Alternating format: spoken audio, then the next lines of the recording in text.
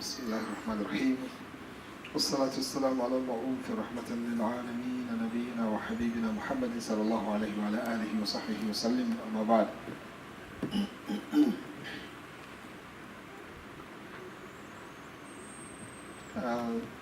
I'm told that today will be the last class.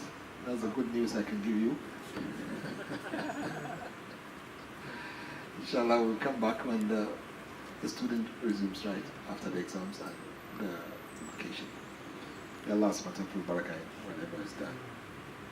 So today it might be the shortest lessons we will have, because by this good news I don't think we should go more than one or two ayats, which is the leftover concerning the matter of Adam alayhi salam.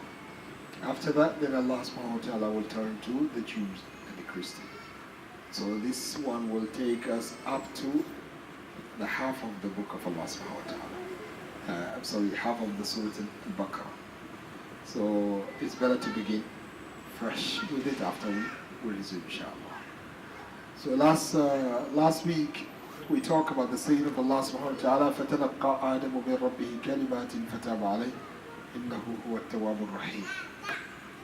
Allah subhanahu wa ta'ala, after Adam alayhi salam and his wife Hawa went against the commandments of Allah subhanahu wa ta'ala to eat from that tree, Allah subhanahu wa ta'ala inspired Adam the words that he should approach Allah subhanahu wa ta'ala with in order to seek his forgiveness. So he did. قال ربنا ظلمنا أنفسنا وإن لم تغفر لنا وترحمنا لنكونن من الظالمين. So they were inspired by Allah subhanahu wa ta'ala to say that. They did say it, and Allah subhanahu wa ta'ala forgave the sin. قال فتاب عليه وهدى. Allah subhanahu wa ta'ala forgave the sin and he guided him. So that was a mistake Adam did, and Allah subhanahu wa ta'ala forgave. So last time we talked about the mistake of the Christian, that they still hang around the sin that was committed by Adam to justify their commissions of the sin. Get it? May Allah subhanahu wa ta'ala guide them to the truth. So after that, Allah subhanahu wa ta'ala says, قُلْ نَهْبِطُوا مِنْهَا جَمِيعًا إِمَّا يَأْتِيَنَّكُم مِّنِّي هُدًى فَمَن تَبِعَ هُدَايَ فَلَا خَوْفٌ عَلَيْهِمْ وَلَا هُمْ يَحْزَنُونَ وَالَّذِينَ كَفَرُوا وَكَذَّبُوا بِآيَاتِنَا أُولَٰئِكَ أَصْحَابُ النَّارِ هُمْ فِيهَا خَالِدُونَ. I told you last time, this is one of the evidence used by those who believe that the Jannah that Allah subhanahu wa ta'ala asked Adam and Hawa to live in is Jannah al-Khuld. The Jannah of Khuld. The place of eternity. The place where we're trying to go back. Right. Some scholars said no, it wasn't. Why? Because they look at the description of Jannah, they say it doesn't match with that which happened to Adam and Hawa and also the Shaitan. First of all, if you go to that Jannah, you don't come out. Adam went out of it. You get it? First of all, there is no taklif in that place. Adam was commanded not to do this and that. And third of all, in that place there is no nasab, there is no weariness, there is no worry. Adam worried. You get it?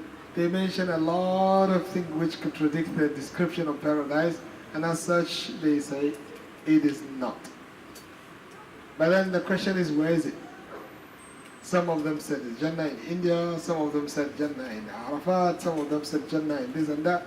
Many mentions by some scholars who are holding this approach. Some of them said no, it is just a Jannah on earth. Adam knows it, Allah subhanahu wa ta'ala knows it, and Adam knows it. Together, but where's the place? We don't know. Other scholars said, that's the majority of the scholars, they said it is Jannah al-Khuld. It is that Jannah. But Allah subhanahu wa ta'ala, wallahu alam, at the time Adam went inside that Jannah, all of these descriptions were not there in paradise. But all of these things that Allah subhanahu wa ta'ala talk about when He mentioned the paradise, they are applicable in the case of somebody who goes inside after the Day of Judgment, not before. You get it? That's the closest opinion, wallahu alam, because the first thing that comes to the mind when Allah subhanahu wa ta'ala says, uskun anta wa zawjukal jannata. Which Jannah? Jannatul Khuld. Allah is not talking about this. You get the idea? And Alif wal Lam also is enough to confirm that it is Jannah al-Khuld, which is known to the believers.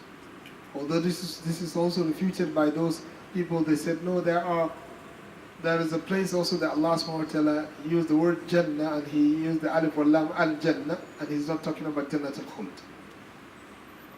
Like what? Inna balawnahum kama balawna ashab al-Jannah. He's not talking about ashab al-Jannah, Jannah al-Khuld. He's talking about ashab al-Jannah, Jannah on earth, the firm. But this one, we know that this Alif wal Lam is going back to a specific place which is mentioned by the history. How about the Adam's one? When he was created, which Jannah is that? You get the idea? So we do believe that Allah subhanahu wa ta'ala created him to bring him to earth, that part of the decree of Allah subhanahu wa ta'ala. But he has to pass through Jannah first, to teach him a lot of lessons. Right? He has learned the lesson, and we also learned the lesson. That you just have to listen and obey whether you know the justification or not. And don't you ever listen to the whisper of the shaitan. Once you know that something is true and Allah subhanahu wa ta'ala wants it, just follow. Don't think of anything and don't turn back, because it will cost you a lot. So as I said, Allahu Alam, the best approach is the one that says this Jannah is Jannatul Khuld. It's not any other Jannah.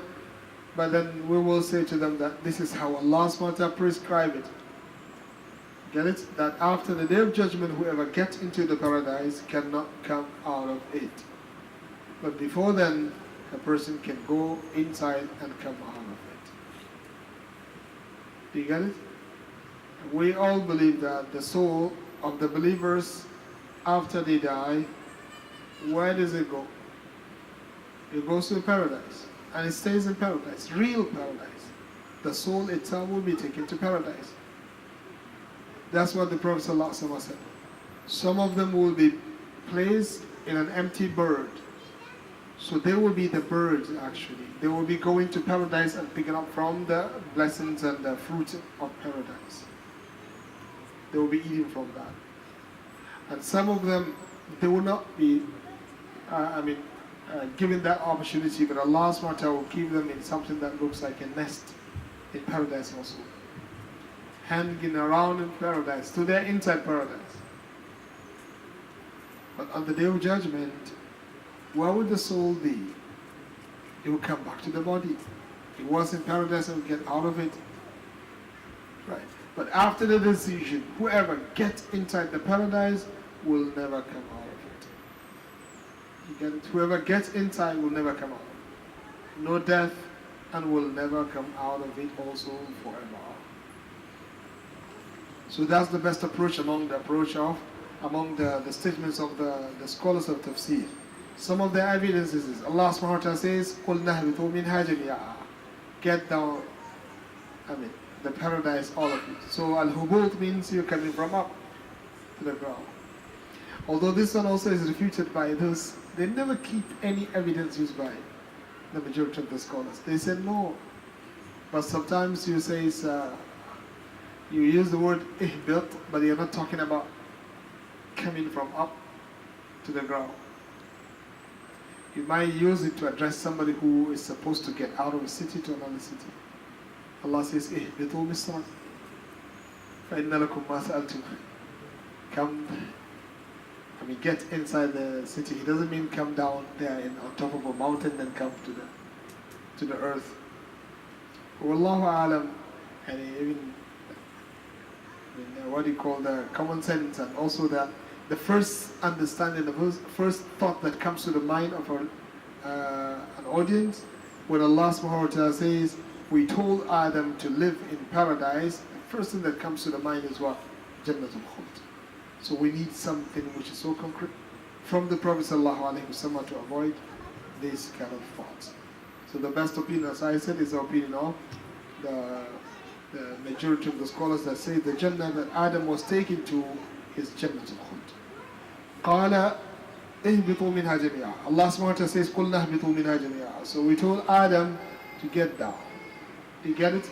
فَإِمَّا يَأْتِيَنَّكُم مِّنِّي هُدًى. Allah SWT granted them guidance from all dimensions. Allah says, يَا بَنِي آدَمَ قَدْ أَنزَلْنَا عَلَيْكُمْ لِبَاسًا يُوَارِي سَوْآتِكُمْ وَرِيشًا وَلِبَاسُ التَّقْوَى ذَلِكَ خَيْرٌ ذَلِكَ مِنْ آيَاتِ اللَّهِ لَعَلَّهُمْ يَتَذَكَّرُونَ. You know that when he ate from that fruit, whatever it was, he became naked. He and the wife. وَطَفِقَ يَخْصِفَانْ عَلَيْهِمَا مِنْ وَرَقِّ الْجَنَّةِ.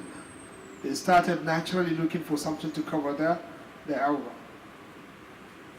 Get it? What lesson you learn from that? If you go far from Allah subhanahu wa ta'ala, you'll be what? Naked. Very easy to be attacked by the enemies. The real nakedness is the nakedness that comes through the disobedience of Allah subhanahu wa ta'ala. You get it? Your affairs will be concealed if you're with Allah. Nobody can get that. Allah subhanahu wa ta'ala will conceal your affairs. You go against the principles and against the laws, the affairs will be exposed. So that's why Allah reminded them. He says, we have sent along with you libas, something to cover your aura physically. And also Allah says, وَلِبَاسِ التَّقْوَى. So two types of libas, dress. One of them is the physical one and the second one is the spiritual one. But then Allah subhanahu wa ta'ala says the best one is the spiritual libas. You get it? If you want your affairs to be concealed, then fear Allah subhanahu wa ta'ala. Have the taqwa in Allah subhanahu wa ta'ala, you will get that. So Allah says, فَإِمَّا يَأْتِيَنَّكُم مِّنِّي هُدًى فَمَنْ تَبِعَ هُدَايَ فَلَا خَوْفٌ عَلَيْهِمْ وَلَا هُمْ يَحْزَنُونَ. Allah asked them to come down. And He is going to send along with them guidance. You get it? This guidance is in the form of books and prophets. You get it? You can see how much Allah subhanahu wa ta'ala loves us. He sent across the history, starting from Adam alayhi salam, 124,000 prophets and messengers. Each and every one of them is calling upon the people to one mission, which is to do what? To believe that there is none to be worshipped except Allah, and also that prophet that was sent to them is the messenger of Allah subhanahu wa ta'ala. They have to believe in that. That's the key to succeed. All of them bring the same message, Tawheed of Allah subhanahu wa ta'ala.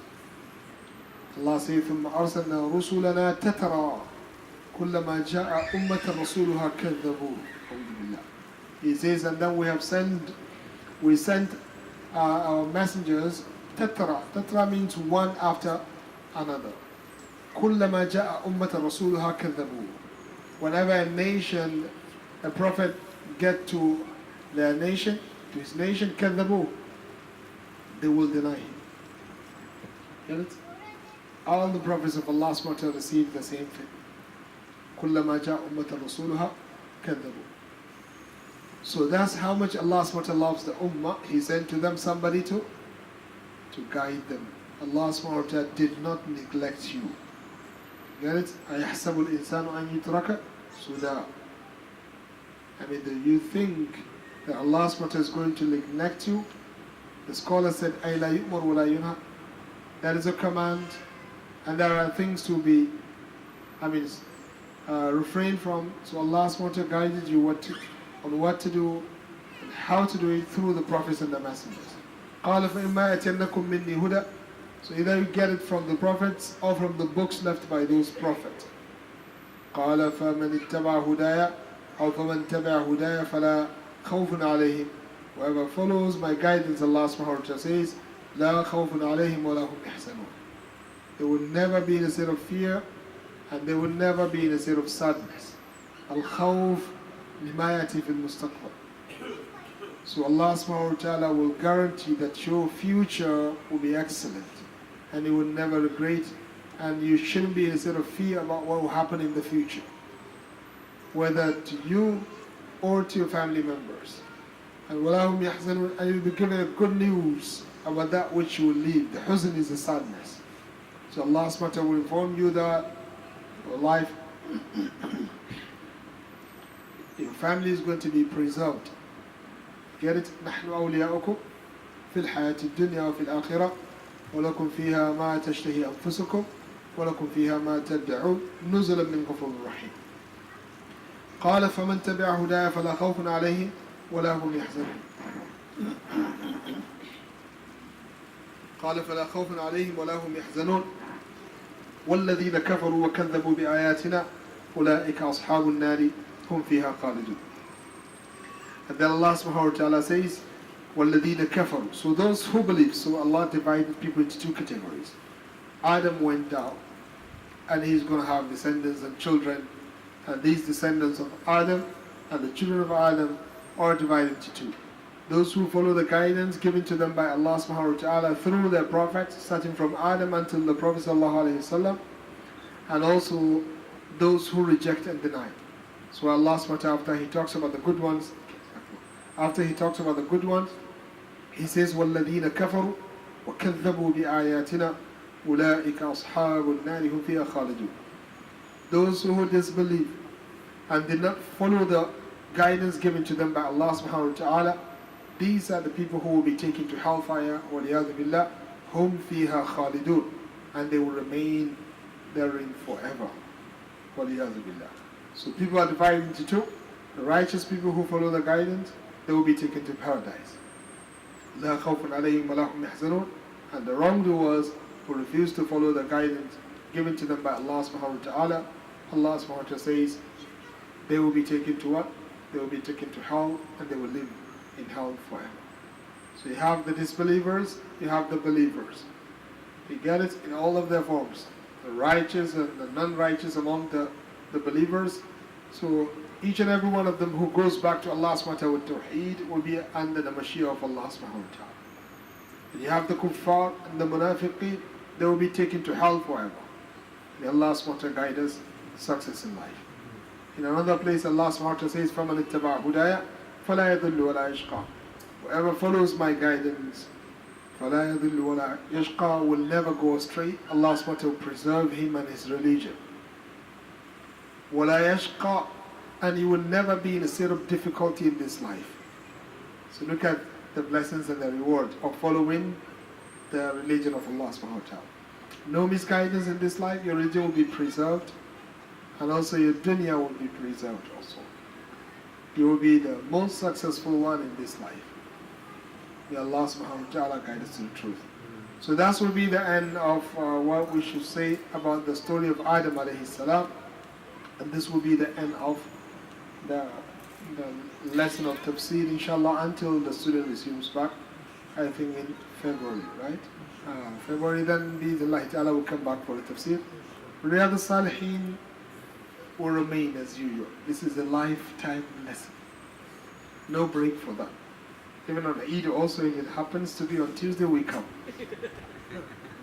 Again, don't tell me you cannot come because no wives at home, right? So come to the Riyadh al-Salihin will continue bi-idhnillahi ta'ala, but Tafseer will stop, inshallah.